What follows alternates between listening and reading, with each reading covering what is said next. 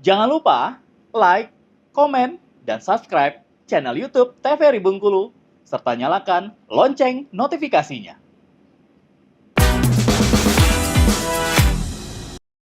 Balik lagi di Opini Obrolan Pas di sini. Dan pemirsa masih bersama dengan Mbak Monik di sini. Aku nggak mau bilangnya Monika. Monika tuh kayak harus ada keterusan nggak sih? Monika ya?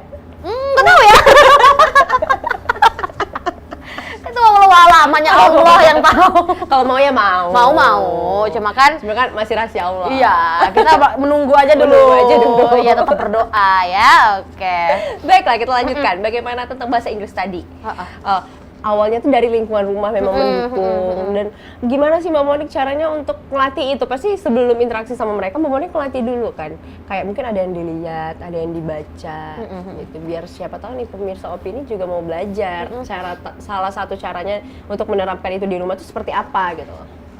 Salah satunya ya, aku tuh pecinta Harry Potter juga.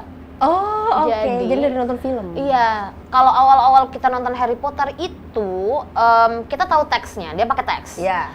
Tapi ketika kita udah mau kayak, aku pengen belajar banget nih, aku pengen tahu, kita udah tahu tuh, bahkan tanpa teks kita udah tahu, oh ini nih dia bakal gini. Jadi kalau misalnya saran dari Miss Monik ya, iya Miss, kalian kalau misalnya atau teman-teman yang mau belajar bahasa Inggris, maksudnya kalian tuh udah tahu, cuma mau dilancarin lagi, coba untuk baca lagi, untuk nonton film yang dia ngomongnya pakai bahasa Inggris dan kalian tuh udah tahu sebenarnya ini film ini tentang ini, oh dia lagi ngobrolin tentang ini, udah tahu sebenarnya, kalian hilangin teksnya. Oke. Oh dia ngomong kayak gini, oh ini gini, itu tuh lama-lama bakal keserap sendiri. Tapi cara orang beda-beda. Ada cara salah satu anak murid aku yang gimana dia bisa komunikasi dengan lancar, itu dia tulis dulu. Oh, itu tulisnya dalam bahasa Inggris? Misalnya ada pidato nih. Pokoknya boleh deh kapan-kapan kalau misalnya ada kesempatan tuh pengen banget aku ngenalin anak ini. Dia awalnya benar-benar mungkin bacanya dia benar-benar nggak lancar, ngobrol juga nggak lancar. Tapi sekarang setelah berapa bulan les ya ini ya, mungkin belum 6 bulan, 4 sampai 5 bulan les, dia udah lancar loh. Maksudnya memang nggak selancar itu, tapi udah sangat-sangat better, sangat-sangat baik. Jadi dia catat dulu kalau misalnya ada teks tentang pidato, dia catat dulu teks itu dalam bahasa Inggris. Terus awal-awal aku yang artiin, oh ini artinya ini Miss, oh ya. Terus dia akan baca teks itu berulang kali. Terus akan aku tanyain, tadi yang paragraf ke-1 yang kamu baca itu tentang apa? Oh tentang ini Miss. Kuncinya di mana? Kamu tahu kalau misalnya paragraf itu tentang itu? Oh kuncinya di sini Miss, di sini. Dia bakal tahu. Jadi ada banyak orang yang punya metode yang berbeda-beda. Iya, salah satunya itu dari mendengar, dari menulis, itu sangat worth it kalau menurut aku. Artinya beda-beda, setiap orang pasti temuin yang paling dia cocok gitu ya. Iya, yang paling dia cocok yang gimana. Atau bisa juga dengan cara langsung komunikasi dengan orang baratnya. Dan itu sekarang setahu aku beberapa tempat kursus bahasa Inggris itu sudah mulai pakai metode itu. Jadi udah mulai mendatangkan guru dari luar yang benar-benar guru yang emang komunikasinya bahasa Inggris, terus dijadikan tenaga pengajar di sini. Dan itu juga worth it untuk anak-anak yang pengen ngelancarin bahasa Inggrisnya. Udah beberapa tempat kursus dari Bengkulu udah nerapin metode itu, dan itu baik juga. Jadi banyak sebenarnya metode untuk belajar bahasa Inggris yang bisa cari yang mana lebih cocok untuk kamu gitu ya. Jadi nggak ada alasan untuk nggak bisa, karena metodenya tuh banyak sebenarnya, cuma males aja. Males aja. Nah, itu kan artinya Mbak Monik sebagai guru dulu kan, baru akhirnya melirik dunia siaran nih, menjadi penyiar radio. Nah, kenapa sih waktu awal itu ingin menjadi penyiar radio tuh kenapa?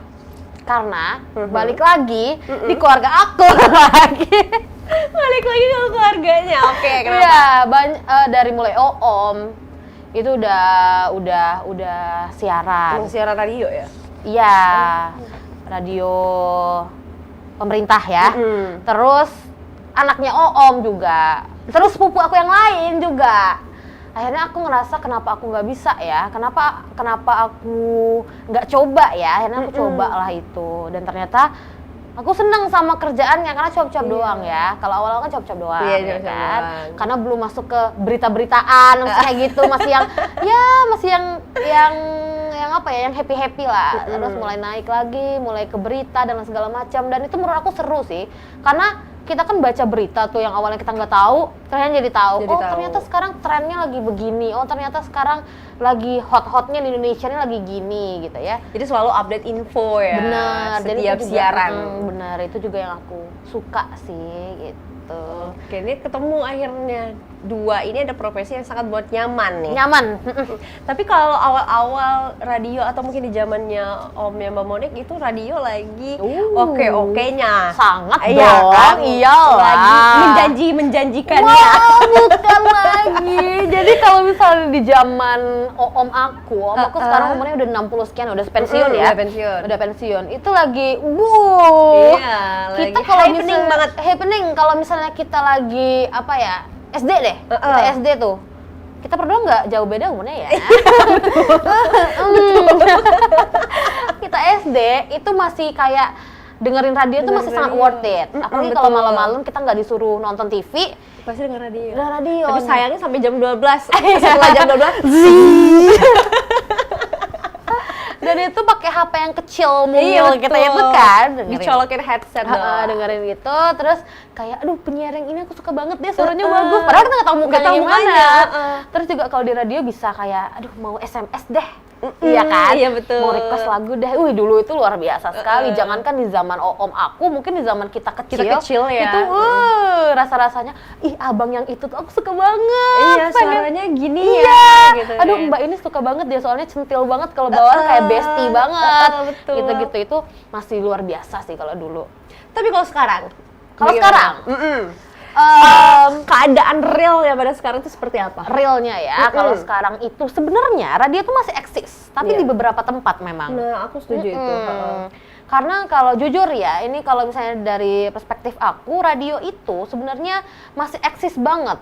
Cuma kalau misalnya di sekitaran Kota Bengkulu, mungkin udah nggak tahu ya, mungkin 1 atau sampai 2%. Iya betul. Itu juga udah diambang banget. Iya, udah diambang. Gak usah dipraktekin dong.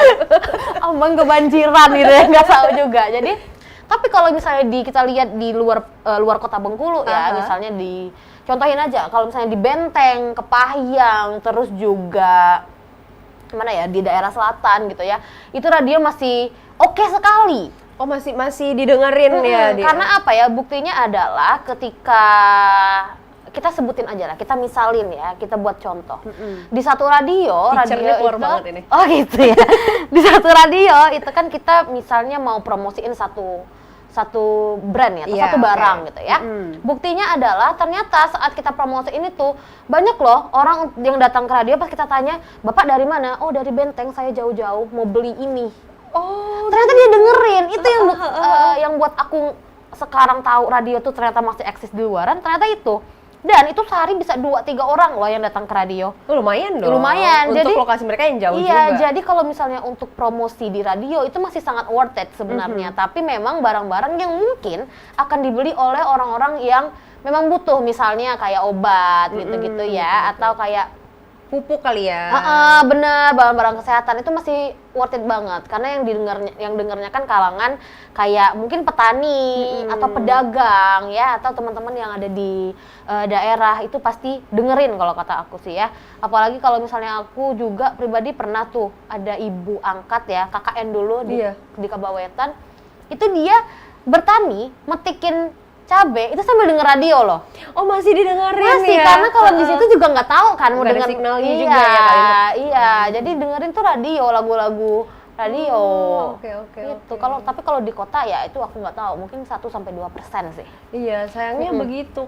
Karena kalau kita lihat juga potensi untuk mendengarkan radio itu seharusnya masih, ya betul kata Mbak Monika tadi, masih sangat-sangat eksis seharusnya. Atau memang menurut Mbak Monika sendiri kita harus mulai untuk radio harus menyesuaikan zaman juga atau gimana sih? Bisa sih. Tapi itu tadi, ada radio itu dikenal dengan kejadulannya sebenarnya. Iya betul. Iya kan? Esensinya udah beda kalau kita udah move ke YouTube kali ya. Orang-orang yang mendengarkan radio itu tujuannya untuk bernostalgia mungkin, atau orang-orang yang mendengarkan radio itu untuk mendengarkan lagu-lagu yang menurutnya ini lagunya pasti ada di radio. Iya, betul. Iya, tapi kalau misalnya kita mau dengar lagu Alan Walker gitu-gitu ya, atau Nicki Minaj ya, bisa sebenarnya di radio, tapi memang di jam-jam pagi misalnya. Jam-jam Mbak Monik siaran. Iya, jam aku siaran ya, itu bisa kita sampai gini-gini nggak masalah. Cuma kalau misalnya udah siang, jam-jamnya orang lagi bertani gitu-gitu kan, orang mau dengernya lagu-lagu lawas gitu ya, betul. lagu-lagunya Maria Belina gitu ya. Mungkin orang-orang mau dengernya lagu itu. Orang mau Jam-jam dengernya Mama Kiki. Iya, ya itu maunya dengernya lagu-lagu itu.